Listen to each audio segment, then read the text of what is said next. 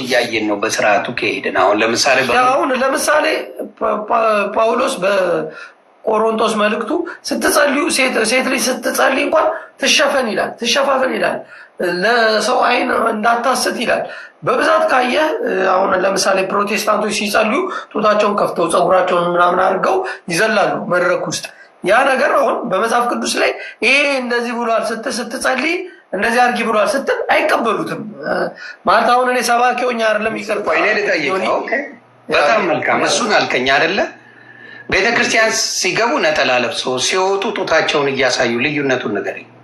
አየህ ያ ነው ስትጸልዩ ተሸፈኑ ብሏል። ስትጸልይ ከጸሎት ስትወጣ ግን እንደፈለግ መሆን ትችላለህ? አትችልም።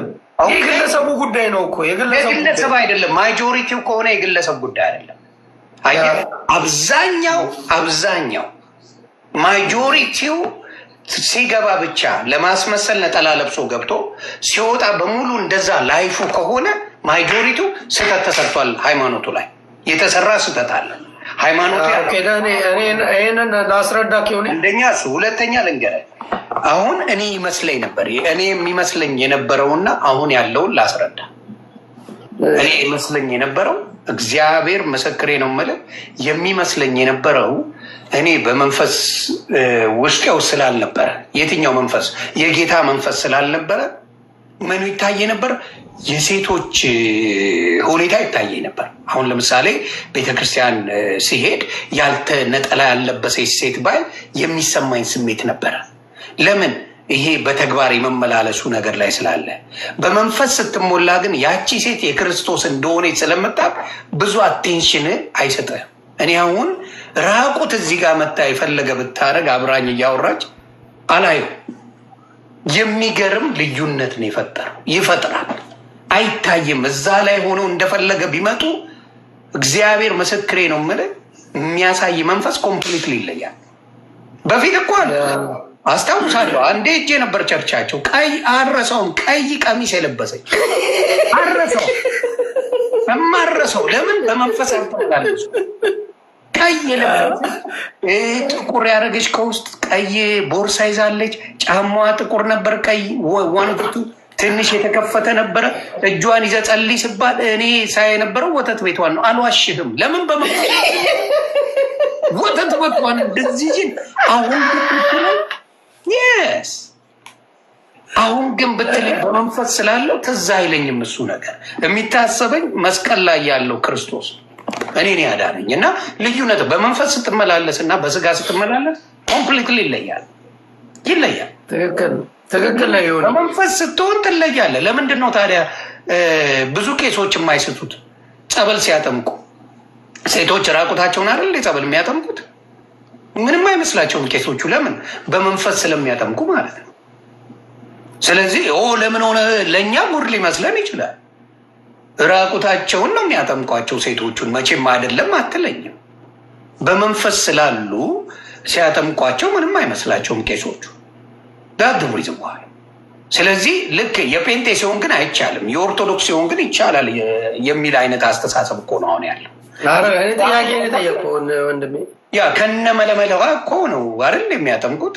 በኦርቶዶክስ ቤቶቻችን የነበረው ሙሉ ከነ ራቁቷ ነው። ሴት ራቁት ነው የሚያጠምቁት። ጸበል ቦታ ቄስ፣ አሁን ለምሳሌ ጸበል ቦታ ቄስ የሆነ የሚጮህ ሴት ካሌለች አይገቡም፣ ውጭ ነው የሚሆኑ። ኧረ እኔ ነበርኩበት አባት የልደታ ልጅ አንድ ሴቶቹ ጋር አልነበርክማ እንዴ? አብረን ነው የምንጠመቀው። የምን ሴት ወንድ ይለያል ቦታ። እግዚአብሔር ምስክር አይለይም። ምንድነው የት ነው አሁን ከተለየ በእኛ ጊዜ ግን ወንዶች የሚጠመቀው ራቁት እኮ ለየብቻ ነው፣ ቦታው ለየብቻ ነው። ይሁን እሱ ችግር የለውም ለማስረዳት ምናምን ሳይሆን ቦታው ግን ለየብቻ የሴት ቦታ መጠመቂያ አለ፣ የወንድ ለመጠመቂያ አለ፣ ይለያል። እና ማን ነው የሚያጠምቀው? ወንድ ነው ሴት ነው የሚያጠምቀው? እሱን እሺ ይለያል። ሴቶቹ ጋር የእናንተን ኦኬ እሺ። እኔም በነበርኩበት አሁን ከዛሬ 10 ዓመት ሰው ባለጌ ሰዎች አሉና ላስወግዳቸው። የማይጠቅሙ ሰዎች ይወገዳሉ። እኛ እውነት ነው የምንነጋገር፣ የሚያስዋሸኝ ነገር የለም። ግን ቢለይ ራሱ አሁን ልጠይቀ ወንድ ነው የሚያጠምቀው ሴት ነው የሚያጠምቀው? የሚያጠምቀው ወንድ ነው። እሺ ያቺ ሴት የምትጮህ ሴት ስትመጣ ራቁቷን ናት አይደል?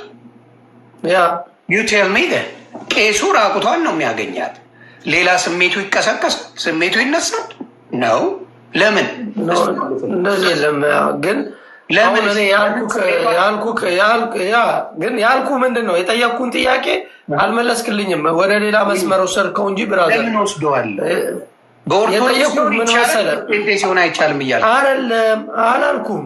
እኔ ያልኩ ስትጸልዩ ነው ያለው። ስትጸልዩ ያ ስትጠመቁ ሳይሆን ስትጸልዩ ያልኩ። ስትጸልዩ ራሳችሁን ተሸፋፈኑ ይባላል ሴቶች። ወንድ ልጅ ደግሞ ራሱን ከተሸፈነ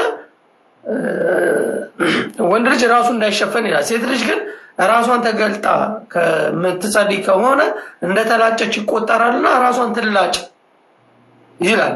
ገባ? አሁን ሴቶቹ ራሳቸውን ተገልጠው የሚጸልዩት ለምንድን ነው? ጥያቄ መጽሐፍ ቅዱሳዊ ሲሆን በፊት በህግ ሲኖር አይነ ይኸውልህ፣ በህግ ለሚኖሩ ሰዎች ሁልጊዜ መጥፊያቸው ነው። እንዴት በለኝ። በህግ የሚኖር ሰው አይነ አይቶ የተመኘ አመነዘረ ይላል። እሱ ከሆነ አይንን አውጥተህ ጣለው ይላል። ታደርገዋለህ? በዛውን አይንን አውጥ። በፊት በህግ ሲኖሩ እንደዚህ አይነት ህግጋቶች ነበሩ። ምንም ያደርግ አይን ካጠፋ አይንን ይዘህ ሲኦል ከምትገባ አይንን አውጥተህ ጥለህ ሲኦል ብትገባ፣ እጅ ሲሰርቅ ከተገኘ እጅን ቆርጠህ ብትገባ፣ እግርህን እያለ ይቀጥላል። በህግ ለሚኖር ሰው በሙሉ ይሄ ነገሮች ነበሩ። በህግ ህግን ላድርግ በህግ ነው የምጸድቀው እያልክ የምትሄድበት መንገዶች ከሆኑ ገጽቧል። ሴት ልጅ ለምን ተሸፈን እንዴት አትሸፈኝ ትጸልያለች ትላለህ? ለምን ያርለው የሚያልኩት ጳውሎስ ነው አይደለም? አይ ነው አንተ ነህ እያልኩ አይደለም። መጽሐፍ አንተ ያልከሽ አንተማ አይደለም። አንተ እዚህ ላስላከዲ አይደለም ይለኛል። አንተን መቼ አየህ፣ በህግ ለሚመላለስ ሰው ምን አለ መሰለህ፣ እያንዳንዱን ነገር ምን ያደርግብሃል? ያጠብቅብሃል። አሁን ለምሳሌ ሴት ልጅ ካመነዘረች በድንጋይ ተቀጥቅጣ ትገደል ነበር። ደወዜ ህግ ነው። ሰንበትን የጣሰ ምን ይሆናል? ይገደል ነበር። ኃጢአት ያለበት በለምጡን ላይ ይመታ ነበር። ህግ ነበሩ። ያንን ህጉላ ጌታ መጥቶ በፍቅር ምን አደረገው? ሙሉ በሙሉ ሻረው። እንዴት በለኝ። ለምሳሌ እነንትና ኃጢአተኞች አይደሉ እንዴ ከጎኑ የነበሩት?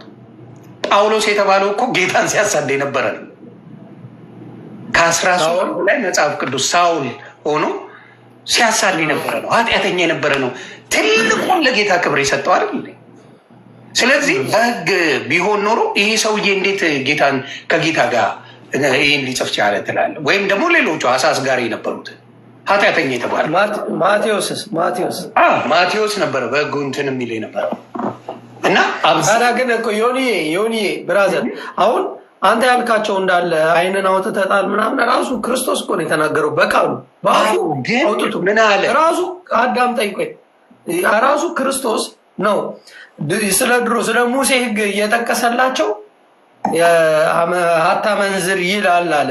እኔ ግን እላችኋለሁ እያለ ራሱ ክርስቶስ ነው በማቴዎስ ወንጌል ምዕራፍ 6 ላይ ራሱ ክርስቶስ ምንድን ያላቸው? እኔ ግን እልሃለሁ አይነ ብታሳስት አይንን አውጥተህ ጣላት ሲል እንዳታይ ሁን እያለህ ነው። እንዳታይ ገባ?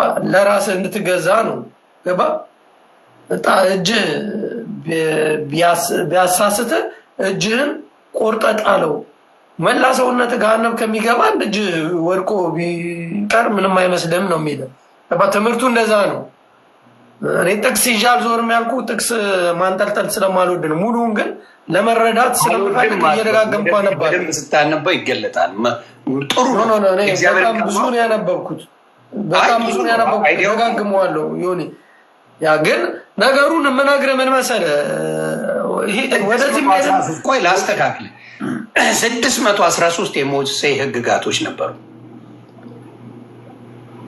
10ቱ ትእዛዛት ናቸው። ከዛ በላይ 613 ነው። 40 ቀን ወስዶ ተራራ ላይ አድርጎ እያጾመ እያጸለየ ለሙሴ የሰጠው 613 ህጎች ናቸው። ይዞት የመጣው 10 ነው።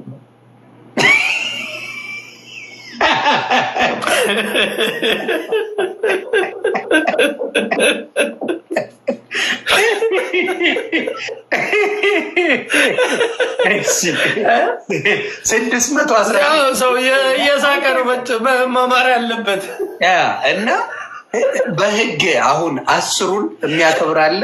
አክብር ቢባል 10ሩን የሚያከብር ታውቃለህ? ያ ክርስቶስ ነው ሰው ነው የምልህ። እንዴ ለሰው አይደል እንዴ? ለክርስቶስ እኮ አይደለም እኮ ያ ለሰው ነው። ግን ያከበረ የለማ እዚህ ምድር ላይ ኃጢአት አልሰራው ያከበረ ኃጢአት አልሰሩት አንድና አንድ ነገር ኃጢአት አልሰራው ክርስቶስና ማርያም ነው። ፊሻ ኧረ በፈጣሪ ያከበረ ስለሌለ ምን ተፈጠረ ንገረኝ እስኪ። ህጉን ያከበረ የለም እና ምን ተፈጠረ? የሚፈጽም ስለጠፋ ልጁን ላከልን። ታንኪዩ ራሱ እግዚአብሔር አምላክ ሰው መስሎ በቅድስት ድንግል ማርያም ስጋን ወርሶ ተፈጠረልን። ትክክል። ተባረክ። ይጋውን ቃል በመጀመሪያም ቃል ነበር፣ ቃልም በእግዚአብሔር ዘንድ ነበር፣ ቃልም እግዚአብሔር ነበር በሚለው በዮሐንስ ወንጌል ላይ ምዕራፍ 1 ላይ ገብተህ ያንን ሁሉንም እንትን ተረዳዋለህ። መጣልን እኛን ራሳችን ሊያድነን በቃ ግዴታ የኛን ስጋ ለበሰ። በቃ ከዛ በኋላ ምህረት እንዲኖረን ወደ እግዚአብሔር እንድንቀርብ፣ ከዛ በፊት መቅረብ የለም ነበረ። ሁሉም ወደ እኔ እንጃ ወዴት እንደሚሄዱ መወሰን አንችልም፣ ግን ብቻ ምህረት የለም ነበረ። ይፈረድባቸው ነበር ብዙዎቹ። ምህረት መጣልን።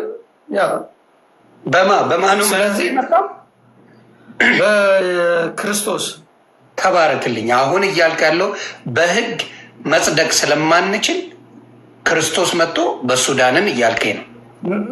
ያ የዳነው ግን ከዘላለማዊ ኃጢአት ነው። ድሮ ወደ እግዚአብሔር መቅረብ አይቻልም ነበር በምንም ጉዳይ። ያንን ነገር ነው የሻረልን እንጂ እዚህ መተህ ኃጢአት እየሰራህ ዝም ብለህ ክርስቶስ ስላለ እገባለሁ የለም የሚባል የለም። እሱማ ትክክል ራሱ ብሏል። አሁን እኮ ጃፒሻ አሁን ካልከው ጋር የሚያግባባን የሚያስማማን ነገር የሰው ልጅ ህግን አክብሮ መዳን ስላልቻለ አንድያ ልጁን ከእግዚአብሔር ከቅድስት ድንግል ማርያም ተወልዶ ኢየሱስ ክርስቶስን ሰጥቶ በእሱ አማካኝነት ዳንን የሚለው ሁለታችንንም ያስማማል። እንደዛ አይደለም ሀሳቡ አልገባም። ይኸውልህ መጀመሪያ ሰው ህግን ቢያከብርም ህግን ባያከብርም ወደ እግዚአብሔር ዘንድ አይቀርብም። አዳምን ስለተባረረ ስለወረደ የአዳምን ኃጢአት ለማሰረድ ይቀርቡ ነበር። እነ ሙሴ ታዲያ በምን ዳኑ? የት ነው? እነ ዳዊት በምን ዳኑ? ዳዊት የት ነው? ዳዊት አብርሃም ሆኖ ተቆጠረለት እኮ ነው የተባለው። ጽድቅ ሆነለት እንጂ ታዲያ ከእግዚአብሔር ጋር ተቀላቀለ የሚላለ እንዴ? መጽሐፍ ቅዱስ የለም። ማንም አይገባም ወደ መንግስት። ዳዊትን ኢየሱስ ክርስቶስን የዳዊትን ዙፋን ይሰጠዋል ተብሎ እኮ ነው የተባለው። ዳዊት እኮ ዙፋን